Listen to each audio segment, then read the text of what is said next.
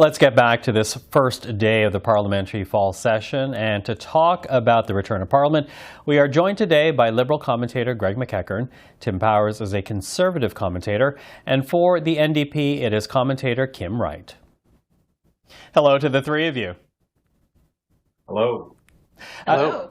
So here we have it today, Pierre Poilievre's debut as opposition leader. He continued to hammer the government on high interest rates, on taxes. Greg, I'm wondering, as you keep hearing from the new opposition leader, the new Conservative leader, are you worried, are Liberals worried that they are vulnerable on these fronts, that his message about taxes and inflation is getting traction? I think what Liberals are worried about, or what they believe they're vulnerable about, is the fact that they're in their third term. And, eventually all voters have a fatigue around governments. So the challenge for the Trudeau government is trying to appear that they are still on top of issues, that they appear to be fresh. I think they're trying to address that. But the big shadow, for lack of a better word, over things the last week and a half has been the passing of Queen Elizabeth. So in terms of legacy media and what legacy media is covering, it's mostly been about Queen Elizabeth, and it's affected some of the agenda. I know that the Liberals wanted to announce during their cabinet meeting in Vancouver the items that eventually got announced around dental care and helping people in terms of home payments, things like that. So I think that there's a concern. They're not sure whether or not, though, it's the issues that Pierre Poilievre is raising that are the ones that are resonating. No one is immune to inflation in Canada. I think the government, coming out of the Liberal caucus out east, seem to be very clear on that. Tim, what do you make of it about the government's potential vulnerability here? Because to hear it from the Liberal side, it will be the kind of programs that Greg was alluding to, things like daycare, dental care, GST rebates, rental help, that will immediately, says the government, help Canadians more. Well, Michael, you'll pardon my indulgence, but I got to bring in a Queen reference. I mean, the government is saying we are the champions for a long time, never mind Bohemian Rhapsody. And I think, as Greg said, they've grown a little long in the tooth. And I think you've seen some of that vulnerability expose itself this summer. And you've heard Poilievre talk about this, whether it be the management of passport offices, the state of airports, or IVCAN. But specifically on inflation, look, some of the measures they've introduced are good. I don't take that away from them. The problem with them is they aren't immediate. So they talk about dental care, and that could be a very helpful program for a lot of people. But that's not going to happen today. So there are going to be a number of months because they have to pass legislation before that becomes a reality. GST rebates aren't going to happen today. They will happen hopefully at the next pay period, which is, I believe, a month and a bit away, I think, for most Canadians.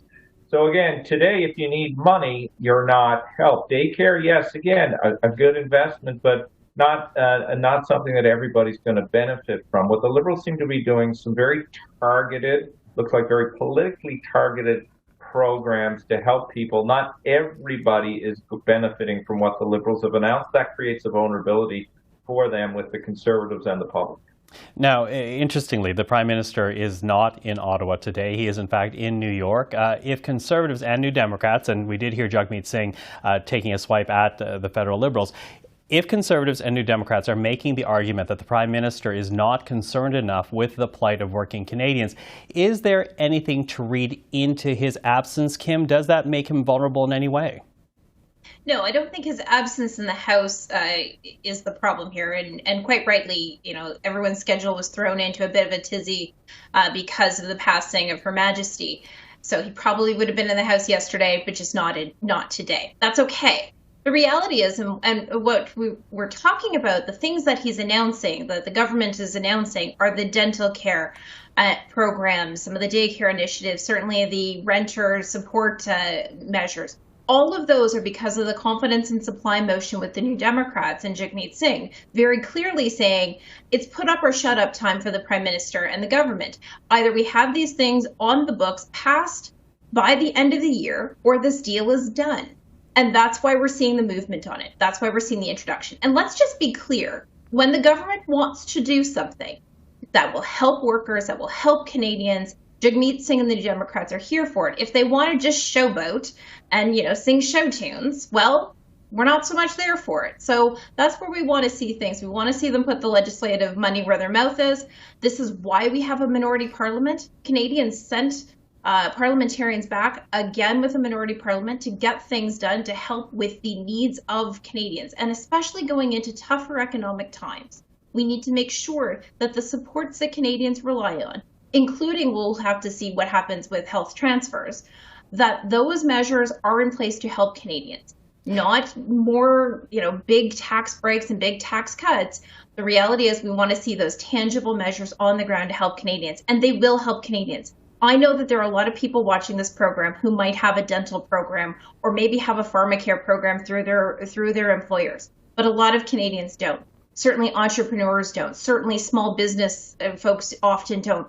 But also a lot of people who are like my mom was, a single mom who was raising 3 kids and trying to do all of that on very limited means. So these will matter to Canadians.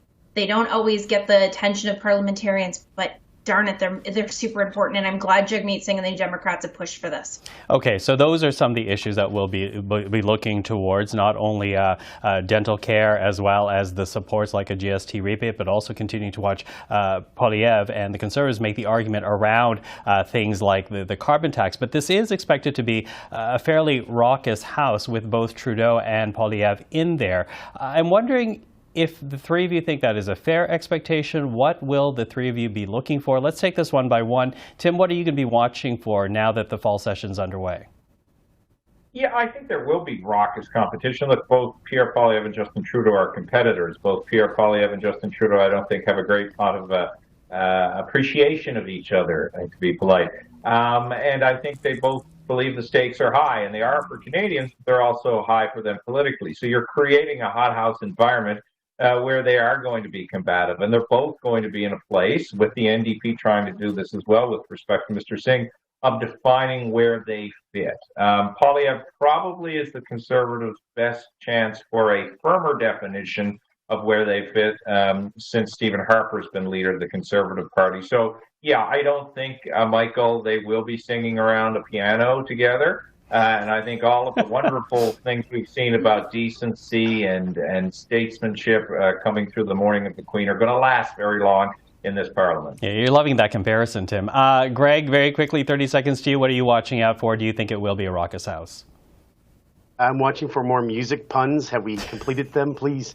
The thing that I'm watching for is whether or not Poilievre will continue to try to bait the media into reacting so that they can then make mainstream media, legacy media, the enemy. I don't think it worked with David Akin last week as well as they thought it was going to. It ended up being very messy. What I want to see from the Liberals is some different sounding messaging from the Prime Minister, the Deputy Prime Minister. We talked a lot about this during the summer, my friends and I, about why did Doug Ford's messaging break through? It's clear, concise messaging. And I think that's what the Liberals need to start doing. Okay, Kim, last word to you, 30 seconds. I want to see if Mr. Poilievre can, stop acting like a snowflake when anybody has the temerity to question him, whether it's media or parliamentarians or anyone else in his party. That's going to be really the challenge. How does he manage that caucus? How does he manage those relationships? Because he has to not only maintain those 400,000 new members he signed up in the Conservative leadership race, but now he's got to govern his own party.